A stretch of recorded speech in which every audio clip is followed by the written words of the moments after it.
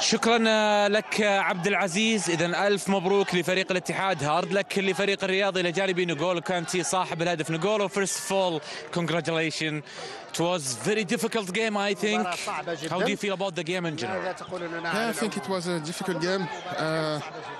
Riyadh have put us many difficult. خلقوا لنا الكثير من الصعوبات وحصلوا أيضا على بعض الفرص ودفعوا أيضا بشكل جيد ولم تكن لدينا فرص، ولكن في آخر المطاف المهم أننا فزنا وعلينا أن نستمر على هذه العقلية بالفوز.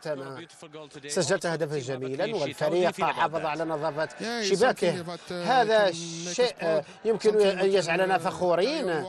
فعملنا على هذا الأمر أن نسجل أهدافا وأن نحافظ على نظافة شباكنا، وبالتالي هذا أمر إيجابي وعلينا أن نستمر عليه. المباراة القادمة ستكون مهمة جدا في الكأس هنا ضد الجندل، وبعد ذلك ضد الأهلي في دربي جدة.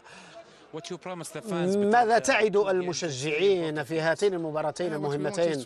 نريدهم، نحن سنتعامل بجدية مع كل المباريات في كل المسابقات.